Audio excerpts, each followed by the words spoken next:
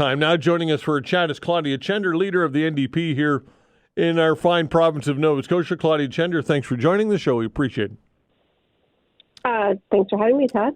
All right, so a few things I want to get to. I do want to get your take on what's happening with the infirmary redevelopment. We've got some real challenges with this, even with the lone bidder suggesting that they need more guarantees, indemnity from the province. They don't feel that they can cover the risk associated with it. There are insurance shortfalls. What are some of your larger takeaway concerns with this whole development at this point? Well, listen, I think this is a big part of what people voted for when they voted for Tim Houston. He said he was going to fix healthcare, and this was a big part of that fix that was already really in the works when the Tories took office. So, my main takeaway, which is what I'm hearing from folks across the province, is just disappointment. Anyone who's been into the HI complex and in Halifax knows that there are significant parts of that hospital complex that are in just abysmal shape. You can't drink the water. You can't really get them properly clean.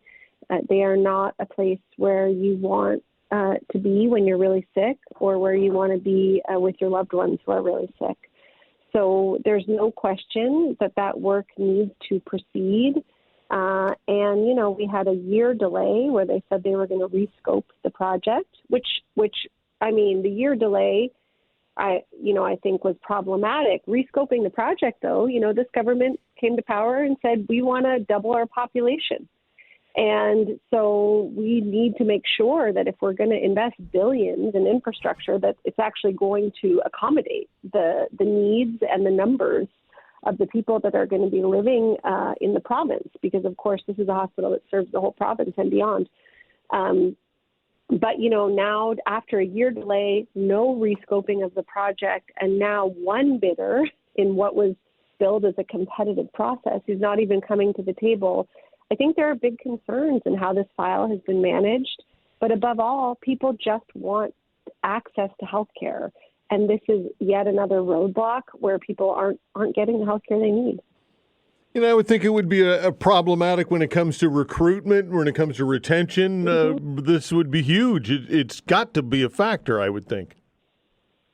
That's certainly what we hear. We had an announcement from the government a couple of weeks ago that they're investing $12 million in, a machine that's not even approved by Health Canada. And one of the primary arguments for it was recruitment, that physicians are going to want to work with this technology when it's approved. And we know that this is true for specialists, that they want to be, number one, they probably want to be in an environment with proper lighting and where you can drink the water. That's the low bar. But the high bar, of course, is that you're in a technologically advanced space where you can treat patients in a cutting edge way. We are so far from that goal here. So absolutely something needs to be done. So what tangible messaging are you hearing at all from the government that might give you some sign of optimism here? What are you hearing at all? Listen, I'm not hearing much, Todd, and I wish we were hearing more. I assume that we'll hear more. I think what we're hearing is, once again, back to the drawing board. We may, everything's on the table, but that doesn't give us that much comfort, for people who right now have friends and family or who are themselves, for instance, undergoing cancer treatment, which happens in a very kind of decrepit area of the hospital. This is work that needs to happen now. And so we will certainly be pressing and looking for real answers on how people's basic healthcare needs are going to be met. And this is one part of that. But as I said, it's a big part of that because it's the whole province. It's not just Halifax. We all see those life flight helicopters overhead. People rely on this hospital in the entire region.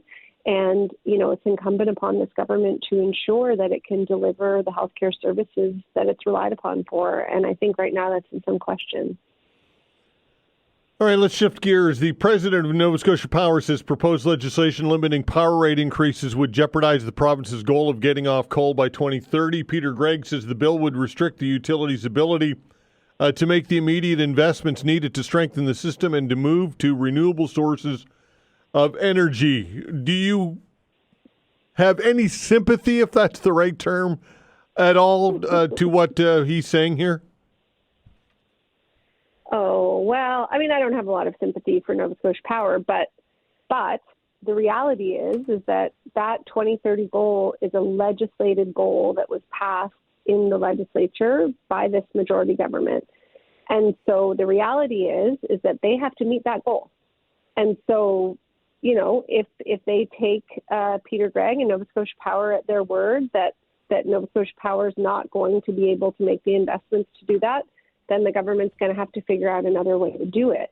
I'm more persuaded, to be honest, by the consumer advocate, Bill Mahody, who has said something akin to, you know, what you and I have talked about before and what I think is very real, which is that our regulatory system is not really working. And so what Mr. Mahody has said is if you legislate power rates in the legislature, as opposed to by an independent arm's length body, you're just kicking the can down the road. And this is what the Liberals did.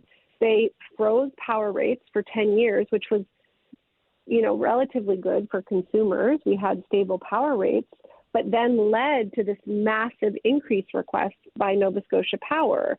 And so if we freeze them again, that will certainly happen. So either the whole system breaks or we end up having a massive, massive spike. And the reality is that we need to regulate our energy use differently. We need performance-based regulation. We need Nova Scotia Power to be evaluated based on whether their energy is reliable and affordable and green. And that's, you know, I think the UARB is an independent, respected, arm's-length body. Once again, this government is interfering with an independent arm's-length body in order to run things off the side of the Premier's desk. And, you know, time will tell, I suppose, what this grand experiment will give us. Of course, they're doing the same thing with our crown corporations. They're doing the same thing with housing. They're doing the same thing with investments. And the fear is that we're in a time machine and we're going back to the 1980s and patronage and who your friends are. So I think the whole thing is scary because we essentially with this bill lose any sense of independence in terms of the regulation of power. And, you know, whether or not, and Nova Scotia Power's threat is idle, the reality is, you know, they have choices. They're you know, they are not owned by us. And so we need a more sensible system. And I think the government is trying to take the easy way out here, but it may have some very unintended consequences.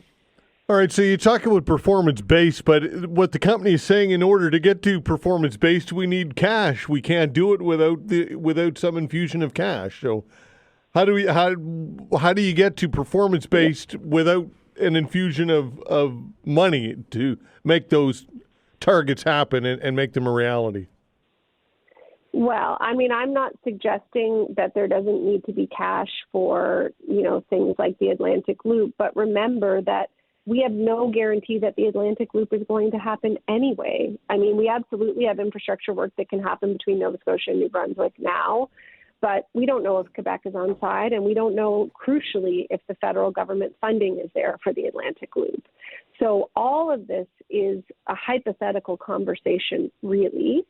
And I think the question is, who bears the cost? If we have a legislated, you know, target of getting off greenhouse gas, should Nova Scotians be on the hook for paying that whole amount, or should some of that come from the company themselves?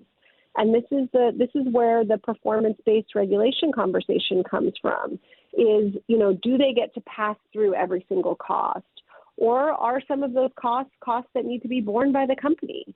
And how is that determined? And right now, the kind of regulatory environment is decided on very narrow terms and takes for granted that ratepayers pay a lot of this money. And we've got a consumer advocate who advocates for our interests.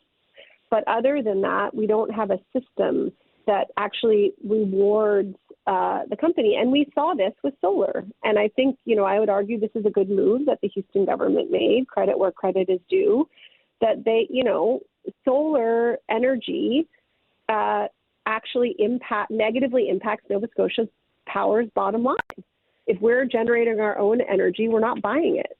And so they wanted to, put forward a punitive levy on people's ability to do that. There's lots of ways that that's true.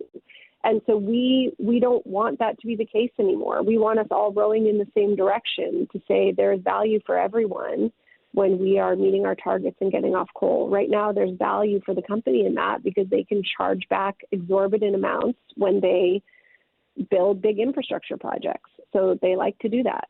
And I'll remind, your listeners, Todd, that their shareholders are still going to get the exact same amount of money. This whole thing is about, the company's not going to have enough money because we're going to pay less, but their shareholders are still going to make the same amount of money. Their executives are still going to make their millions and millions of dollars in compensation. And I think, where I have some sympathy for this bill is people don't think it's fair. And I don't think it's fair either. But the question is, how do we fix it? And I think the fix being proposed right now is somewhat simplistic and is going to just mean higher rates down the road, when what we really need to do is make sure that bills are coming down, that we are, there are other jurisdictions that are paying for people to transition off of oil and put heat pumps in their homes and get those solar panels on their houses so that their bills are less. Because rates could double, but if our homes were twice as efficient, we wouldn't be paying anymore. And I think that's where our focus really needs to be, is on efficiency and on having less of a need to draw off the grid, not just for those reasons of cost, but reliability. I mean, look what happened with Veinotte. We have to rethink the way that we get our power and rely on it. Okay. Claudia, I appreciate your time. Thanks so much. My pleasure. Thank you, Todd. Take care. Claudia Chender, leader of the NDP. We'll be back.